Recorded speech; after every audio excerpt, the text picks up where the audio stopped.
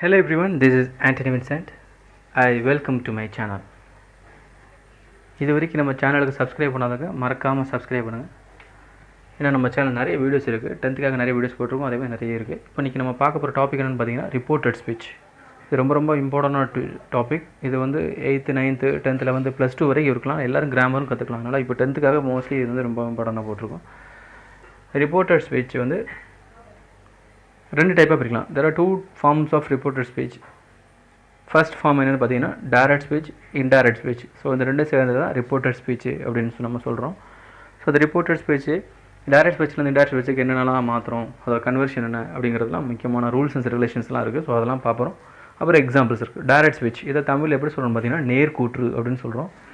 ஒருவர் கூறுவதை அவர் சொல்லுவது போலவே திருப்பி சொல்லுவது ஆகும். இப்போ நான் ஒரு விஷயத்த சொல்கிறது இன்னொருத்தர் கேட்டுட்டு நான் சொன்ன மாதிரியே அப்படியே சொல்கிறதுக்கு பேர் வந்து டைரக்ட் ஸ்பீச், இல்லைன்னா நேர்கூற்று அப்படின்னு சொல்கிறோம். அடுத்து இன்டைரக்ட் ஸ்பீச். இதை வந்து தமிழில் என்ன சொல்லுவாங்கன்னு பார்த்தீங்கன்னா அயர்கூற்று அப்படின்னு சொல்கிறோம். மற்றவர் கூறியதை மாற்றி நாம் கூறுவது போல கூறுவது ஆகும்.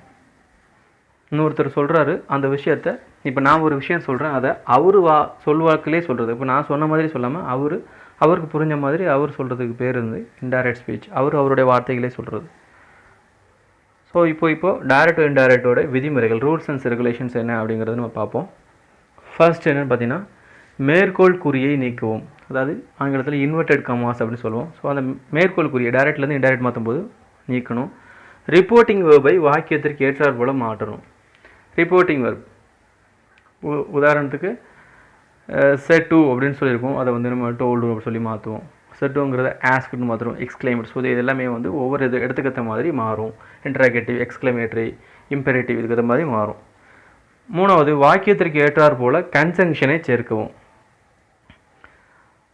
நாலாவது ரிப்போர்ட்டட் ஸ்பீச்சில் உள்ள ப்ரொனவுனை மாற்றுவோம். ப்ரொனவுன்ஸ்னால் ஐ, வி, யூ, ஹி, ஷீ, தே சொல்லுவோம். ஸோ அதை வந்து ஒவ்வொரு இடத்துக்கும் ஏற்ற மாதிரி மாறும். இப்போ ஐங்கிறது அங்கே ஹியாக மாறும், விங்கிறது தேயாக மாறும். ஸோ அந்த கன்வர்ஷன்ஸும் மாறும். ஸோ அது உங்கள் கைடில் இருக்கும். ரிப்போர்ட்டட் ஸ்பீச்சில் உள்ள டென்ஸை மாற்றவும். இப்போது ரிப்போர்ட்டிங் வேர்ப் பாஸ்ட் டென்ஸாக இருந்து ரிப்போர்ட்டட் ஸ்பீச்சில் உள்ள வாக்கியத்தில் பொது உண்மைகள் இல்லை என்றால் டென்ஸை மாற்றுவோம். இப்போ பொது உண்மைகள் அப்படின்னு பார்த்தீங்கன்னா யூனிவர்சல் ட்ரூத். ஸோ அந்த மாதிரி உண்மைகள் எதுவும் இல்லை அப்படி சொன்னீங்கன்னா அதை டென்ஸை மாற்றணும். ஒருவேளை யூனிவர்சல் ட்ரூத் இருந்துச்சுன்னு சொன்னால் என்ன செய்யக்கூடாது, அந்த ரிப்போர்ட்டிங் உள்ள டென்ஸை அந்த ரிப்போர்ட்டட் ஸ்பீச்சில் உள்ள டென்ஸை மாற்றக்கூடாது. இப்போ அதை தான் சொல்ல வரேன். ரிப்போர்ட்டட் ஸ்பீச்சில் உள்ள டென்ஸை பொது உண்மைகள் வரும்போது மாற்றக்கூடாது. ரிப்போர்ட்டட் ஸ்பீச்சில் உள்ள டென்ஸை பொது உண்மைகள், அதாவது யூனிவர்சல் ட்ரூத் வரும்போது மாற்றக்கூடாது. அதே மாதிரி டைம் அண்ட் பிளேஸ் அட்வர்பியல்ஸை மாற்றணும். அதாவது அட்வர்பியல் பிளேஸ், அட்வர்பியல்ஸ், டைம் இதெல்லாம் வந்து வரும்போது நம்ம வந்து மாற்றிக்கலாம். நெக்ஸ்ட் இம்பரேட்டிவ் சென்டென்ஸை தவிர மற்ற வாக்கியங்களில் கன்ஜங்ஷனுக்கு பிறகு முதலில் சப்ஜெக்டும் பிறகு வேர்பும் அமையுமாறு வாக்கியத்தை எழுதும். இம்பரேட்டிவ் சென்டென்ஸாக ரிக்வெஸ்ட் பண்ணுறது இல்லை ஆர்டர் பண்ணுறதெல்லாம் இம்பரேட்டிவ் சொல்லுவோம். ஸோ இந்த மாதிரி வாக்கியங்களை கன்ஜங்ஷனுக்கு பிறகு தான் என்ன செய்யணும்னா முதல் சப்ஜெக்ட், கன்ஜங்ஷனுக்கு பிறகு முதல் சப்ஜெக்ட்டும் அதுக்கப்புறம் வேர்பு தான் வரணும் அப்படின்னு சொல்கிறாங்க. இப்போ இன்டைரக்ட் டு டைரக்ட் இதோடைய ரூல்ஸ் அண்ட் ரெகுலேஷன்ஸ் விதிமுறைகள் என்ன? Told, asked, exclaimed, ordered, request இதுக்கு பதிலாக செட் டு ஆர் செட்டு பயன்படுத்துவோம். இப்போது செட் டூன்னு இருந்துச்சுன்னா டோல்டு மாஸ். ஸோ இந்த மாதிரி கொடுத்துருக்கும் போதனால செட்டு இல்லைன்னா செட் டூ இல்லை செஸ் அப்படின்னு கூட இருக்கும். இணைப்பு சொல்லை that, if, whether, to, not to இந்த மாதிரி வைக்கணும். இதுதான் வந்து இணைப்பு சொல்கள். கன்ஜங்ஷனை எடுத்த இடத்தில் மேற்கோள் குறியிடவும். மேற்கோள் குறின்னு சொன்னால் இன்வெர்டட் கமாஸ். இதை வந்து என்ன செய்யணும், போடணும். ரிப்போர்ட்டட் ஸ்பீச்சில் உள்ள ப்ரொனவுனை மாற்றவும். ஸோ அங்கே ஹீன்னு வந்துருக்கும், இப்போ ஐ அப்படிங்கிறது மாற்ற வேண்டியிருக்கும். ஸோ அதை கவனமாக கவனிக்கணும். ரிப்போர்ட்டட் ஸ்பீச்சில் உள்ள டென்ஸை மாற்றணும். டென்ஸ் ப்ரெசன்ட் டென்ஸ்னால் பாஸ்ட் டென்ஸு அதை மாதிரி இருக்கும். ஸோ அதை மாற்றி பின்னாடி வரும், அதை பாருங்கள்.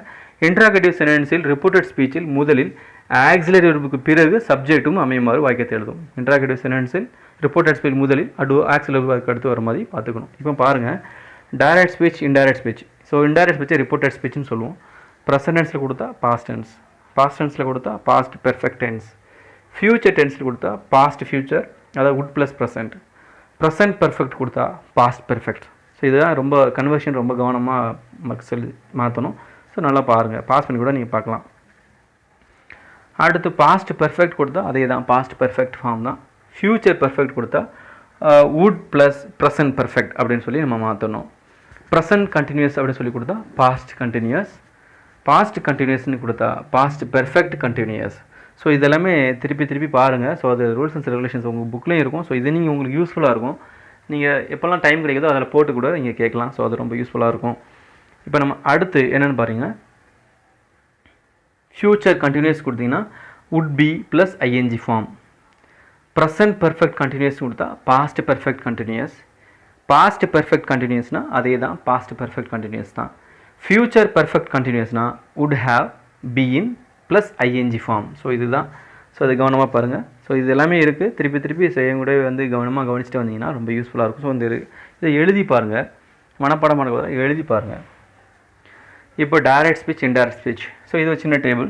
திஸ்ன்னு கொடுத்தா தேட், தீஸ்ன்னு கொடுத்தா தோஸ், ஹியர்னு கொடுத்தா there, tomorrow the next day, today the day. இன்னொரு தடவை சொல்லுங்கள். This, that, these, those, here, there, tomorrow the next day, today the day. சரி, நம்ம அடுத்து இதே மாதிரி கொஞ்சம் இருக்குது. ஸோ இது நிறைய இருக்குது, கொஞ்சமாக செலக்டிவாக இருக்குது பாருங்கள். Tonight, that night, yesterday, the day before, last year, the year before, now, then. So கொடுத்துருக்கேன். Tonight, that night, yesterday, the day before, last year, the year before, now, then. So இது conversion. So இது இப்படி direct speech இப்படி கொடுத்தாங்கன்னா அதை indirect speech மாற்றும் போது கவனமாக மாற்றணும். ஸோ அது 2 மார்க்ஸுங்கிறதுனால அதை வந்து கவனமாக மாற்றினா தான் அந்த மார்க்ஸு ஃபுல்லாக நம்ம ஸ்கோர் பண்ண முடியும். இப்போ அடுத்து 4 டைப்ஸ் இருக்குது. ஸோ இதில் ஃபஸ்ட்டு பார்க்க போகிறது statements. Dora said I am hard working. So இது டைரக்ட் ஸ்பீச்சில் கொடுத்துருக்காங்க. Dora said that. ஸோ தேட்டுங்கிறது நம்ம கனெக்ஷன் இது கன்ஜெக்ஷன் மாதிரி போட்டிருக்கோம். She was hard working. So present கண்டினியூஸில் இருக்கிறத பாஸ்ட் கண்டினியூஸ்க்கு மாத்திரம் டைரக்ட் ஸ்பீச்சில். Dora said I am hard working. Dora said that she was hard working. இப்போ அடுத்து செகண்ட் சென்டென்ஸ் பாருங்கள். Kevin says I am enjoying my holiday. Kevin says that he is enjoying his holiday. இப்போ நம்ம பார்த்தீங்கன்னா டென்ஸே மாற்றலை. ஏன்னா chase அப்படிங்கிறது reporting ஒரு இருக்குது. அதே மட்டும் இல்லாமல் ஹாலிடேங்கிறது எல்லோரும் என்ஜாய் பண்ண தான் செய்வோம். ஸோ அது யூனிவர்சல் ட்ரூத் தான். So Kevin says that he is enjoying இல்லை. இந்த ப்ரொனவுன் மட்டும் தான் மாறுது, மற்றபடி டென்ஸ் எதுவுமே மாறலை. ஸோ அதை கவனமாக கவனிங்க. Balu said Asia is the largest continent. இது இன்டைரக்டில் Balu said that Asia is the largest continent. ஏன் மாறலாம் பார்த்து, ஏஷியா தான் லார்ஜஸ்ட் காண்டினென்ட். அது யூனிவர்சல் ட்ரூத், அதனால் டென்ஸு மாறவே இல்லை. Guru said, I will have been flying to England tomorrow. Guru said that he would have been flying to England the next day. So future perfect continuous இருக்குது. So அது எப்படி மாறுது அப்படிங்கிறது நீங்கள் கவனமாக கவனிங்க. கன்வர்ஷன் கவனமாக கவனிங்க.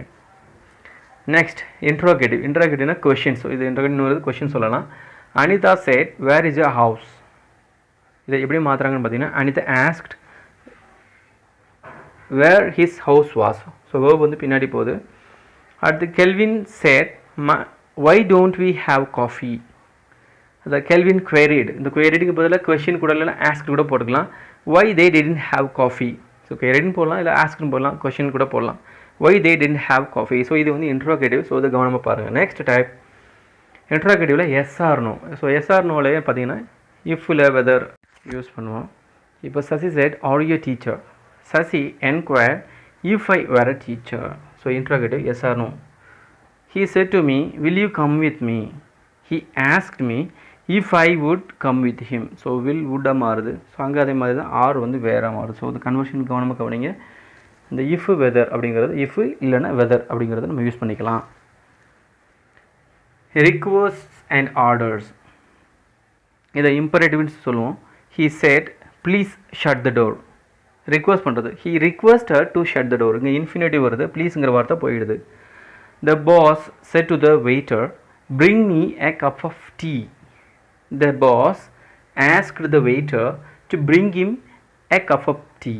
ஸோ டூ மட்டும் தான் அங்கே வருது, மற்றபடி அந்த செட்டுங்கிறது ஆஸ்க்டாக வருது. ஸோ ரிக்வெஸ்ட் ஆர்டர்ஸ் வந்து அதனால் ஆஸ்க்குங்கிறத நம்ம என்ன செஞ்சுக்கலாம், போட்டுக்கலாம். இப்போ நம்ம அடுத்து பார்க்க போகிறது என்னென்னு பார்த்தீங்கன்னா எக்ஸ்க்ளமேஷன்ஸ். ஸோ எக்ஸ்க்ளமேட்டரின்னு சொல்லுவோம். Sam said, what a beautiful building Taj is. Sam exclaimed that Taj was a very beautiful building. Siva said, alas, I lost my purse. So alas is interjection. So Siva exclaimed sorrowfully. So sorrow தான் குறிக்குது that he had lost his purse.